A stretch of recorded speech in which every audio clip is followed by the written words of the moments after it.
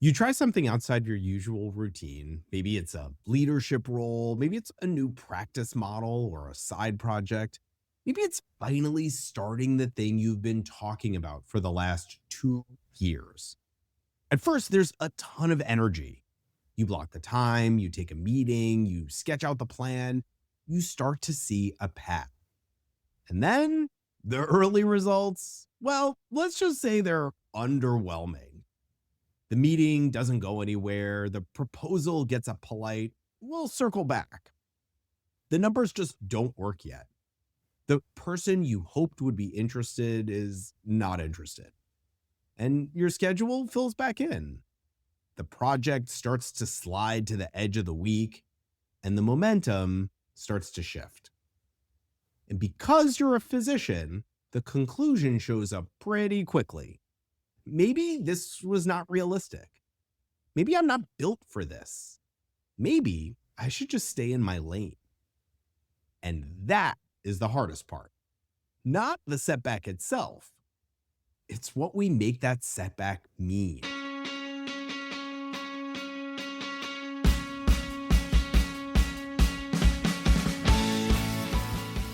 This is the Better Physician Life podcast. I'm Dr. Michael Hersh, a full-time practicing gastroenterologist, a husband, a dad, and the founder of Better Physician Life Coaching.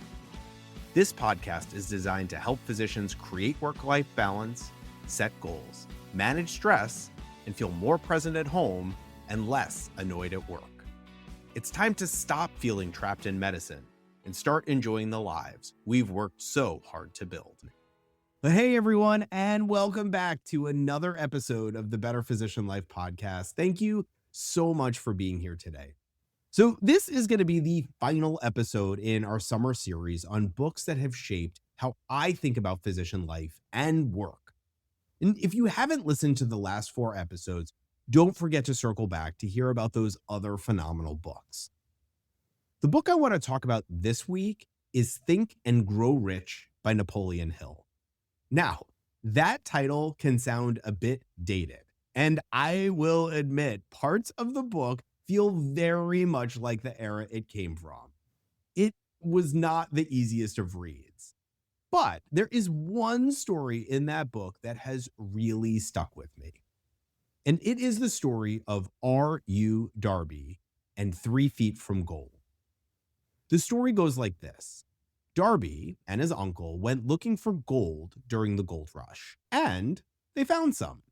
Not enough to be done, but enough to believe they were onto something. So they kept going. They raised money, they bought equipment, they dug deeper, and then the vein, it disappeared. They kept working for a while, but nothing happened. And eventually they gave up. They sold the equipment to a junk dealer and walked away. The junk dealer brought in a mining engineer who looked at the site and realized what had happened. The gold vein had not ended, it had just shifted. He dug a few feet in a different direction and found gold. A lot of it. Darby had stopped 3 feet from it. Now, the usual point of the story is simple. Don't quit too soon. And there is some truth in that. But I want to be really careful with that because most physicians do not need a speech about persistence. We are experts at it. We persisted through college, medical school, residency, boards, call, and years of delayed gratification. We know how to keep going. That is not usually the problem. The more interesting question is what happens when we are trying to build something where the path is not clearly marked. Medicine gives us a fairly structured track early on. Study, take the test, apply, match, train, pass boards, get the attending job. It's not easy, but the next step is always visible. Very clear. But later on in our careers, the questions get much less structured. Should I pursue leadership? Should I change jobs? Should I negotiate my schedule? Should I build something outside the exam room? There is no match algorithm for that. No program director telling you the next right move. No clean metric that says you are on track. And when the early feedback is messy, most of us do the same thing. We turn a poor first result into a permanent verdict. The idea was bad. I'm not qualified. This isn't worth it. And sometimes that is true. Sometimes stopping is the right decision. But the Darby story pushes back on that. Sometimes the goal is not wrong. Sometimes we're just reading the situation wrong. Sometimes an early obstacle is not the final answer. It's just information. A physician applies for a medical director role and doesn't get it. The first conclusion might be, they don't see me that way. Maybe. Or maybe the right people didn't know their name yet. Or maybe they didn't have enough committee experience. Or maybe they couldn't speak administrator as fluently as they speak medicine. A physician tries to negotiate a 4-day work week and gets told, well, that will be hard with access. The first conclusion might be there is no flexibility here. Maybe. Or maybe they hadn't made the right case yet. Maybe they hadn't run the numbers. Maybe they hadn't figured out how to structure 4 days in a way that actually protects access and their time. A physician starts a consulting project, and the first conversation goes nowhere. The first conclusion might be, nobody wants this. Maybe. Or maybe the offer was too vague. Maybe the audience was wrong. Maybe they were talking about the clinical problem when the person across the table only cared about the business problem. That is not motivational. That's practical. Darby did not fail because he lacked a work ethic. He failed because he did not understand the terrain. He needed someone who could read the fault line. In clinical medicine, we accept this without thinking twice. If a patient is not improving, we do not conclude the entire plan is wrong. We reassess. Is it the wrong dose? The wrong diagnosis? Do I need to consult with a specialist? Do I just need to give this more time? We are comfortable with that process in the exam room. But in our own careers, we tend to jump from a poor early result to a personal verdict. That did not work, so maybe I should just stop. Sometimes, yes, but not always. Sometimes the better question is, what exactly didn't work? Was the plan incomplete? Was I talking to the wrong person? Was I expecting attending level competence in something I've only been doing for 6 months? That last one is so common. Physicians are used to being good at things. Then we step into a new arena and forget what it feels like to be a beginner. Leadership, business, negotiation, consulting, practice ownership. These are skill sets. And skill sets feel clumsy before they feel natural. You feel it when you finally get home after clinic, get through dinner, get the kids to bed, and sit down to work on the thing you've been trying to build. It's 8:30, maybe 9. You're already tired. You open the laptop and stare at a document that doesn't look much different than it did 3 weeks ago. The idea that felt so clear on a Saturday morning feels a lot fuzzier on a Tuesday night after a full day of work. So the easy conclusion, you know it, the thought that shows up when you're tired and you're questioning why you even started this in the first place, just go back to what you already know. Medicine is stable, the paycheck is real, the role is clear. And medicine will pull you right back in if you let it. But 10 p.m. on a Tuesday night after a full day of clinic is a terrible time to make a permanent decision. One thing worth separating here is exhaustion from evidence. Because physicians often evaluate big decisions when they are tired. Late at night, after a full clinic day, after a rough call weekend. after a disappointing meeting. In that state, everything feels more final than it probably is. This is never going to work. But that may not be evidence. That may just be fatigue. A bad week on call can make any career question feel impossible. A single no from administration can make a whole idea feel naive. So before you conclude the vein of gold is completely gone, is this truly not working? Or is the plan still incomplete? In medicine, we know the first explanation is not always the right one. Careers work the same way. Darby didn't need to swing the pickaxe harder. He needed a better read on the ground.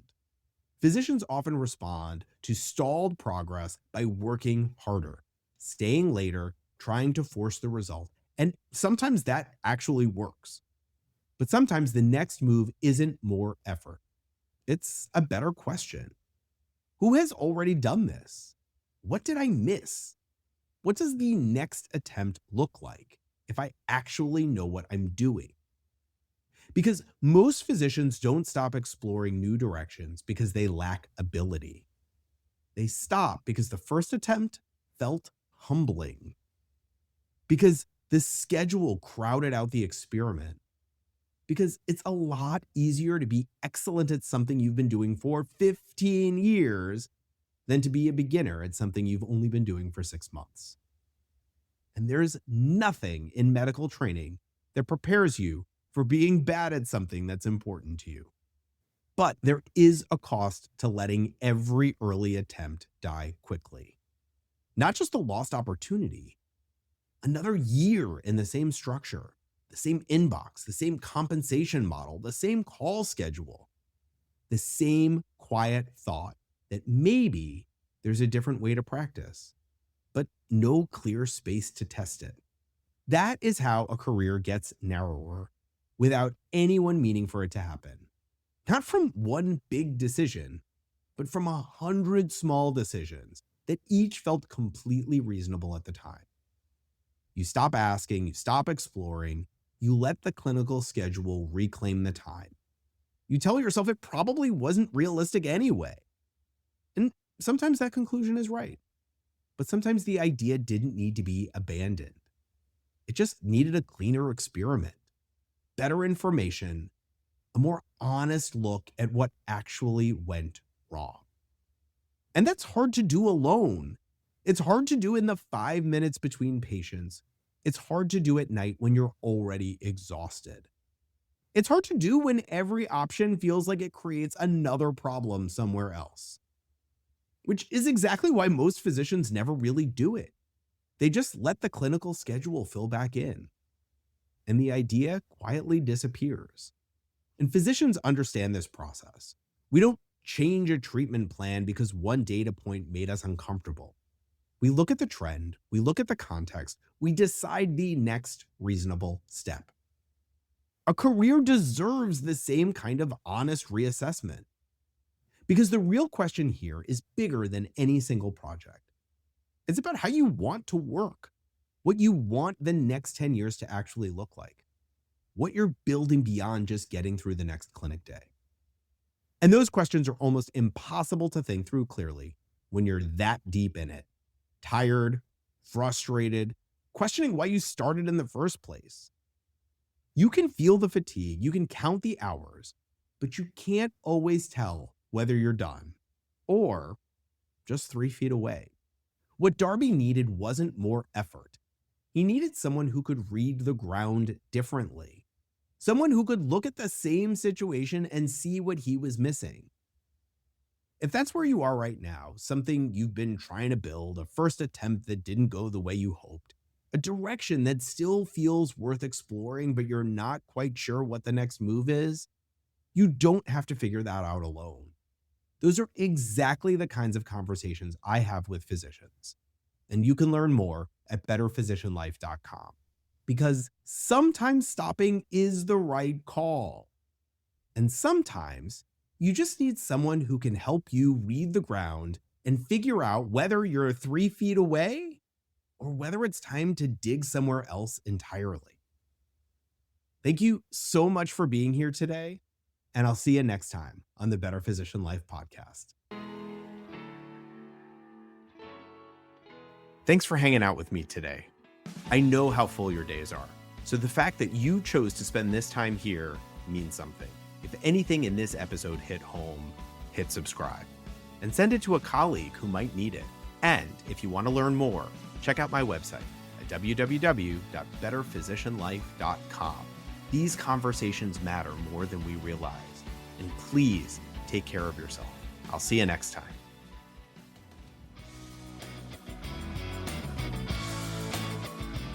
This podcast isn't medical advice, or legal advice, or financial advice.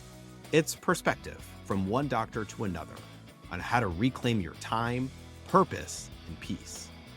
If you're making big decisions, talk to the people and professionals who know your story best.